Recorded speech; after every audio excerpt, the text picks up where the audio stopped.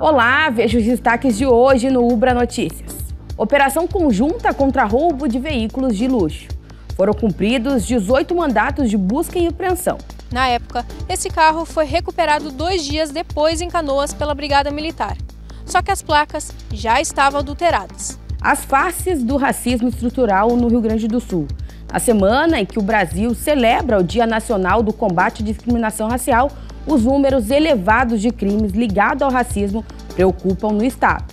E ainda, você vai conhecer o primeiro festival de suculentas e orquídeas que acontece em Porto Alegre. E aqui nós temos variados modelos de suculenta.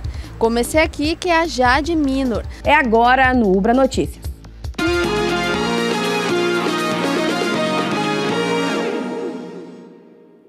A Polícia Civil e a Brigada Militar realizaram uma operação de combate a uma organização criminosa responsável por roubo de veículos de luxo em Porto Alegre, na região metropolitana. Foram cumpridos 18 mandados de busca e apreensão. Vamos conferir. Polícia! Polícia!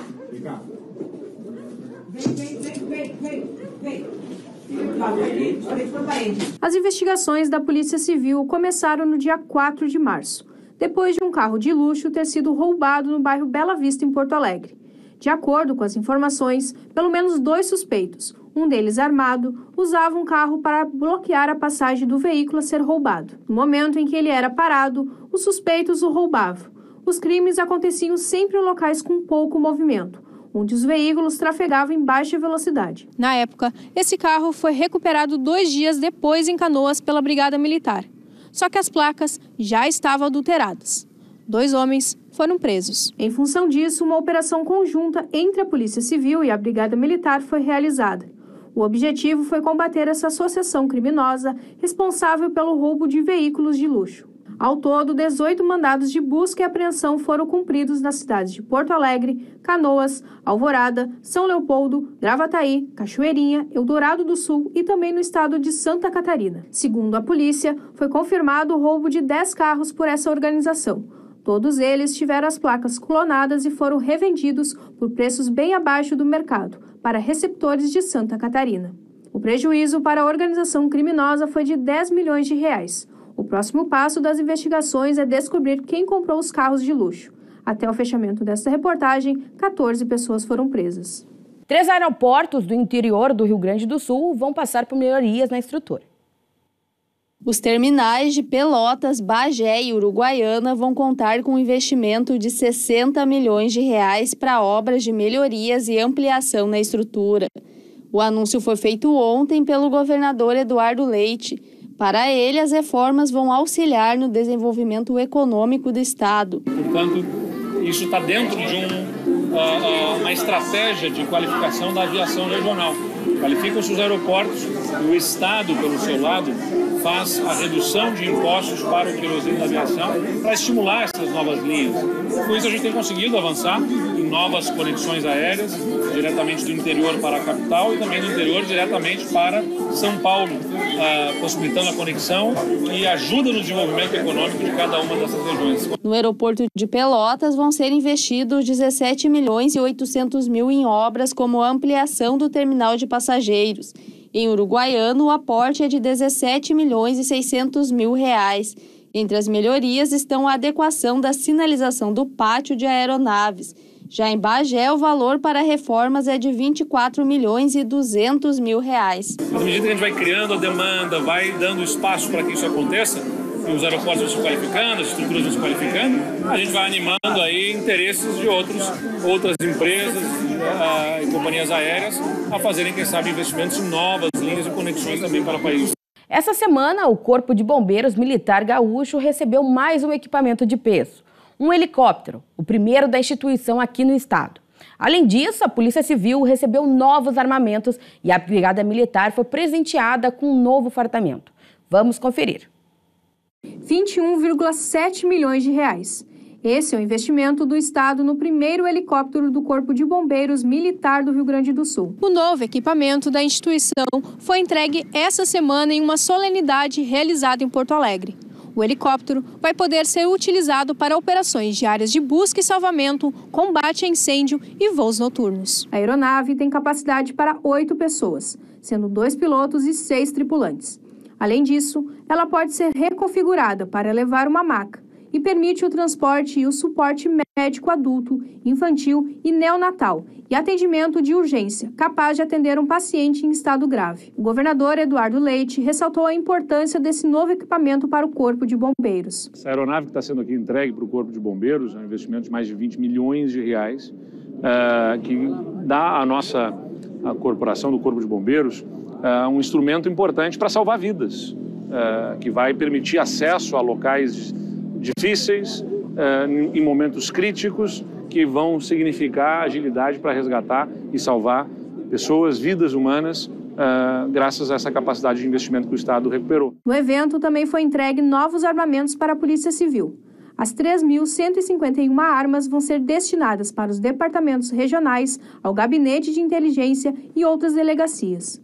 Já a Brigada Militar foi presenteada com um novo fardamento que possui uma outra aparência e melhorias de funcionalidade. O investimento total do helicóptero, dos armamentos e dos fardamentos foi de R$ 1 bilhão. É muito dinheiro, é muito investimento, né? Sabemos de todo o esforço, mas isso mostra o quanto é priorizada no Estado a questão da segurança pública e, como dito pelo nosso governador, os resultados já estão aparecendo. E a forma que a segurança pública tem de contribuir todo esse esforço e investimento é trabalhando cada vez mais no Rio Grande do Sul, com segurança, com baixos indicadores de criminalidade.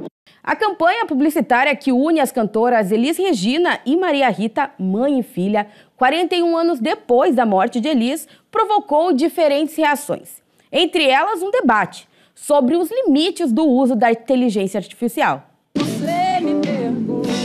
Quando a imagem de uma das maiores artistas do país é reproduzida ao lado da filha, também cantora, o comercial de um carro não é só um comercial. Prova disso é a divergência de opiniões figurar entre os assuntos mais comentados no Twitter na terça-feira, quando o vídeo foi lançado. Relatos emocionados e também questionamentos pela escolha da canção Como os Nossos Pais. Ela fala da ditadura, né? Ela fala do que a juventude na época estava enfrentando com a ditadura militar.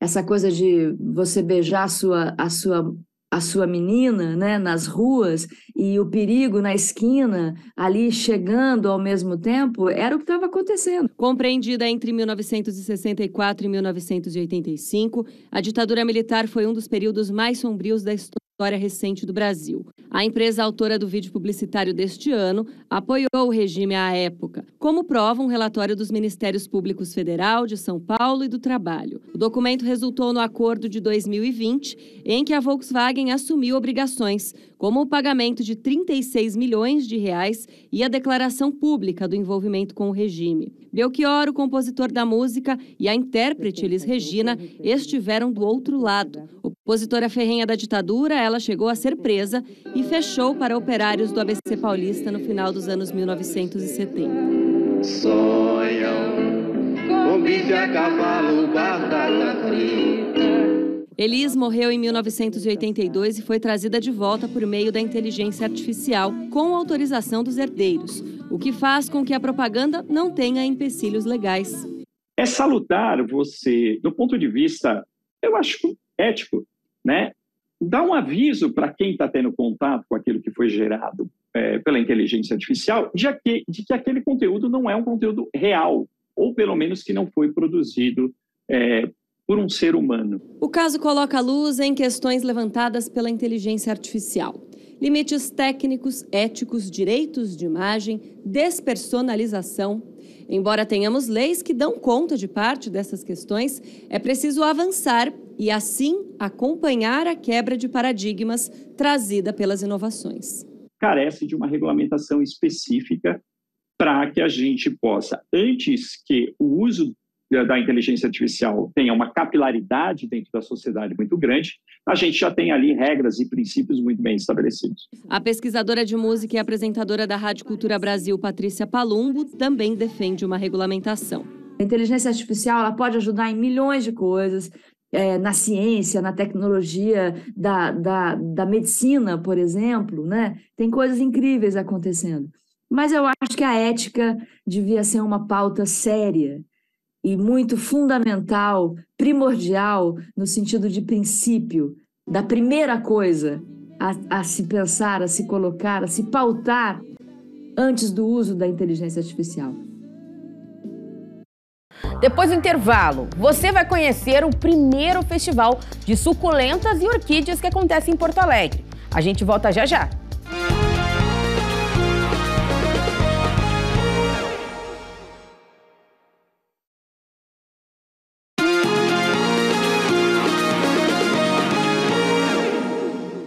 O Brasil celebra nessa semana o Dia Nacional de Combate à Discriminação Racial. A data foi escolhida por ter sido dia 3 de julho de 1951 que o Congresso Nacional aprovou a primeira lei contra o racismo no país, tornando a discriminação racial uma contravenção penal. Mesmo com isso, o nosso estado luta contra números elevados de crimes ligados ao racismo e ao racismo estrutural. Jovem negro, advogado e tributarista, Pedro Miranda é um exemplo da triste realidade do racismo estrutural no nosso estado. Ao participar de uma entrevista de emprego em um grande escritório de advocacia, percebeu que o tom de pele dele foi o diferencial na hora de garantir o trabalho. Depois de eu passar por 4 etapas, foi conhecer as pessoas que iriam trabalhar diretamente comigo. Chegando ao escritório, eles vieram com o meu currículo na mão, me olharam, o semblante mudou, fizeram 2 perguntas, qual era o meu nome e a minha faculdade. E ali encerrou a entrevista. E ali eu soube que a minha cor foi determinante, né, para que eu não ingressasse.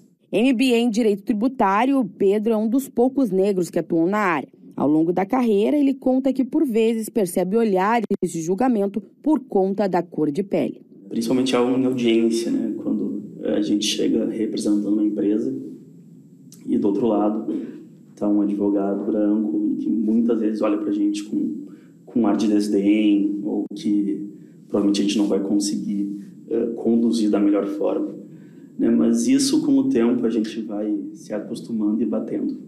E aí o trabalho acaba falando por nós. Com caráter estrutural e sistêmico, a desigualdade racial no Brasil é inquestionável e persiste devido à fragilidade de políticas públicas para o seu enfrentamento.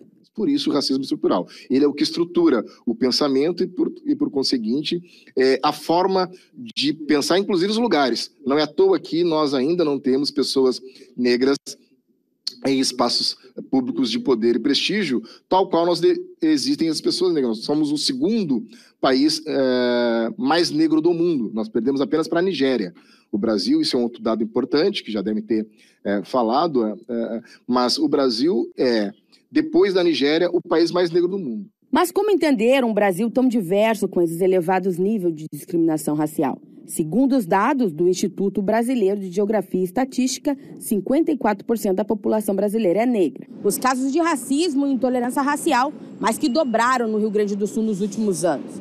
Aqui em Porto Alegre, na Delegacia de Combate à Intolerância, mais de 56% dos casos registrados são ligados a esse tipo de crime.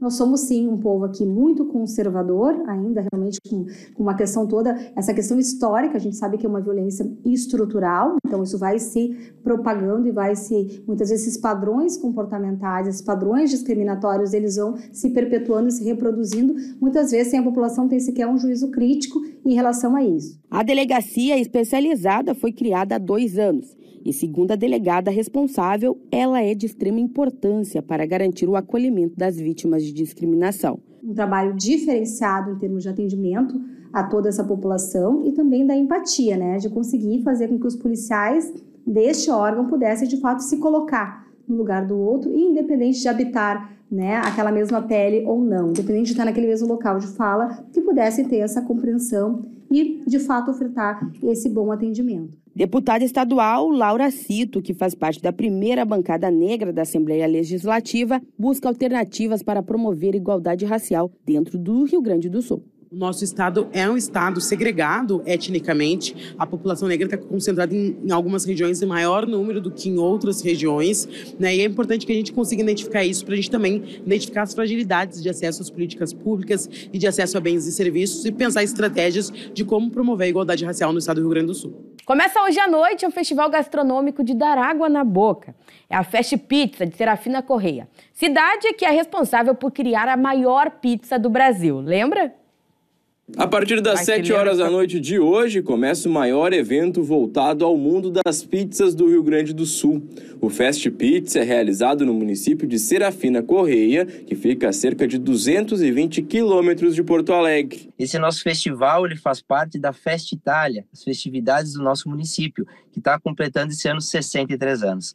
Então esse festival é um festival gastronômico, cultural completo, com atrações musicais, com alta gastronomia, mais de 60 sabores de pizzas, doces e salgadas, muita música boa, gente bonita, uma diversidade musical bastante grande para atender todos os tipos de público, desde a família, uma área kids apropriada, aos amigos, de fato uma festividade assim muito adequada, muito propícia para os demais variados grupos, né, da melhor idade, enfim, que possam estar vindo aqui com a gente, conviver e viver essa experiência, né? O evento foi lançado no dia 3 de junho, mesma data em que o município bateu o recorde nacional com a maior pizza já feita em solo brasileiro. A pizza pesou mais de 440 quilos e foram mais de 5.000 fatias que foram distribuídas à população da cidade. As atividades vão acontecer nesta sexta e sábado e também na sexta e sábado do próximo final de semana. O festival acontece sempre das 7 até as 10 horas da noite. O ingresso pode ser adquirido no site do evento. A entrada garante mais de 60 sabores de pizzas, além de água e refrigerante liberados. Também quero aproveitar para fazer um convite muito especial a todos vocês que procurem mais informações no nosso site fastpizza.com.br. Ali tem muito conteúdo interessante, a qual vocês com certeza vão poder identificar melhor quais são os detalhes do nosso evento, as atrações musicais e poder escolher o seu dia específico que mais lhe interessa, que faz sentido, né, na sua preferência, para poder estar aqui conosco. A segunda edição do ano da Tricofest teve início nesta sexta-feira, lá em Picada Café. Vamos conferir. Começou hoje a Tricofest de Picada Café, maior evento de malha do sul do Brasil. Essa é a segunda vez que o município realiza o evento, que acontece entre os dias 7 e 30 de julho, sempre de sexta-feira a domingo, no Parque Histórico Municipal Jorge Kuhn. Além da tradicional exposição das malharias locais, a Tricofest também vai ter uma área gastronômica, parque de diversões e programação cultural com diversos shows musicais. Na edição de Nova Petrópolis, que aconteceu entre os dias 12 de maio e 18 de junho deste ano, a Tricofest recebeu cerca de 78 mil visitantes, 20% a mais do que no ano passado. A entrada e o estacionamento são gratuitos em todos os dias de evento. A Tricofest é realizada pela Associação das Malharias de Nova Petrópolis e Picada Café. Porto Alegre recebe até domingo o primeiro festival de suculentas, cactos e orquídeas. O evento é gratuito e reúne especialistas e interessados pela área de jardinagem. São variedades de espécies, cada uma com sua beleza, detalhes e formas de cuidar. A Cristiane é uma apaixonada por plantas, tem mais de 50 em casa e quando soube que teria uma feira de orquídeas e suculentas em Porto Alegre, foi uma das primeiras a chegar. Estou aqui aproveitando para conhecer a feira, né? Já tinha reservado essa data. Então eu gosto muito das suculentas, várias plantas eu gosto, mas as suculentas são o que mais me chama a atenção. Então vim dar uma olhada aqui, comecei agora, estou gostando bastante nas variedades, tudo. O Rogério também tem uma relação com as plantas que vem desde a infância. É dele a ideia de criar o primeiro festival de plantas em Porto Alegre. Meus pais tinham terras, assim, já com pequenas, né, coisas assim, sempre teve plantio de milho, de batata, coisas assim pequenas, produçãozinha interna, só para consumo próprio assim mesmo, né. E o gosto por uma hortinha, sempre tive horta em casa. O evento é gratuito e acontece até domingo em uma floricultura que fica na Avenida Cavalhada e busca uma troca de experiências entre admiradores e especialistas da área da jardinagem. A dona Lourdes é uma delas. Ela é conhecedora de orquídeas, uma planta bem diversificada. Existem mais de 30 mil espécies espalhadas pelo mundo. 400 nativas do Rio Grande do Sul. Nós temos orquídeas terrestres, tem as epífitas e tem as rupícolas, tá? As epífitas, uma coisa bem importante dizer, elas não sugam nada. As que estão nas árvores, elas são epífitas, mas elas não sugam nada, elas não são parasitas. Elas só estão ali para se fixar. Tá? E depois nós temos as rupícolas, que elas nascem nas rochas, e tem as terrestres, que são cultivadas, que a gente encontra elas na terra. Mas para quem deseja ter uma orquídea em casa, é preciso saber que elas demandam cuidados. A primeira coisa, para florescer, ela precisa de luz, mas nunca sol direto na orquídea, porque se tu colocar essa orquídea no sol direto, ela queima a folha. Outra coisa importante é a rega. Tá? A orquídea não gosta de água, ela gosta de água, tá? Como qualquer outro ser vivo. Mas o que acontece? Tu nunca vai ver uma orquídea com um pratinho embaixo. Por quê? Se você molha a orquídea e fica aquela água embaixo, ela ensopa, ela encharca a raiz. E a boca da orquídea é a raiz, é onde a orquídea se alimenta, onde a orquídea respira. Se ela está constantemente encharcada, ela vai apodrecer e não vai respirar e não vai se alimentar. Então, tu também tem que adubar. A cada 15 dias, a cada 20 dias, tu tem que adubar para ela crescer um vegetal bonito, criar raízes boas, para daí surgir a flor. Outra planta que faz parte do festival é a suculenta. Elas chamam a atenção pelas cores e pelos nomes. Tem algumas até com nome de personagem famoso da ficção. Nós temos aqui uma orelha de Shrek, que é uma suculenta que o pessoal gosta muito, principalmente crianças, né? Que gostam por causa do formato da orelhinha, da folha, assim, que lembra muito o personagem do Shrek, né? Então, são vários, assim, que tem esse nome de personagem. E aqui nós temos variados modelos de suculenta. Comecei aqui, que é a Jade Minor. Aqui nós temos ela num tamanho bem pequeno, aqui já com 6 meses. A partir de uns 2 anos ela atinge esse crescimento, e aqui ela bem adulta já com 3 anos. Mas para ela ter esse desenvolvimento aqui, é preciso ter todos os cuidados, como deixar ela no sol, adubar e dar água pelo menos uma vez na semana. Desde jovem, o Rafael é um colecionador de suculentas. Da paixão dele pelas plantas surgiu a curiosidade de conhecer cada vez mais. Hoje ele é um especialista e um dos poucos que faz o cultivo desde a semente. E essa planta aqui eu cultivo desde semente. Eu faço a polinização entre as suculentas. Nesse caso, o Melocactus, ele mesmo sai um fruto. Esse aqui se chama cefálico. É a estrutura onde sai um fruto e sai a semente. O processo do cultivador ou um especialista é fazer germinar essa semente e cuidar desde a semente até a fase jovem. Como qualquer ser vivo, as plantas exigem cuidados. Tempo que aqueles que gostam se dispõem a gastar para ver elas desenvolvidas. Estou sempre cuidando ou vendo algumas variedades diferentes, assim, então é bem legal, eu gosto. Hoje é Dia Mundial do Chocolate. Mas você sabia que essa delícia que todo mundo gosta também pode trazer benefícios para a saúde? Vamos saber mais agora. O dia do doce mais querido e delicioso do mundo, o chocolate. O motivo da escolha da data para a celebração é porque marca a introdução do chocolate na Europa. Doces, amargos, cremosos, crocantes. Existem vários tipos de chocolates que aumentam as opções de escolhas dos clientes. Mas na hora de comer, as pessoas lembram. Mas dá um excessinho de peso. Dá uma gordurinha, mas não dá tanto, né? Grande maioria das pessoas não consegue viver longe do chocolate. Ele serve para qualquer horário do dia. Mas se eu te disser que dá sim para comer chocolate sem ter peso na consciência?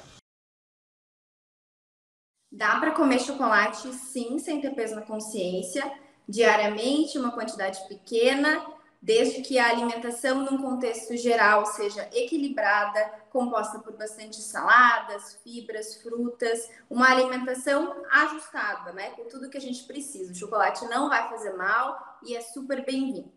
A nutricionista Laís Chu explica que o chocolate contém benefícios para o corpo e para a mente. Ele tem antioxidantes, né? Ele tem compostos que agem como antioxidantes, combatendo radicais livres que acontecem por conta do envelhecimento, quando tem alguma doença, quebra celular, enfim, tem o antioxidante, ele vai combater esses radicais produzidos pelo processo natural de morte celular no nosso corpo. Então, a ação dele seria dessa forma, como um antioxidante, um anti-inflamatório, e se fala muito sobre a ação cardioprotetora, consequência dessas ações antioxidantes e anti-inflamatórias do chocolate. Então, podemos sim comer chocolate, mas não esqueça. Tem que maneirar comer um pouco, não muito, né? Comer de vez em quando, para saciar aquela vontade. Pelo menos, eu penso assim. Logo mais, às 9 horas da noite, tem o Jornal da Cultura, com as informações do Brasil e do mundo. O Ubra Notícias termina aqui. A gente se vê na próxima edição. Até lá!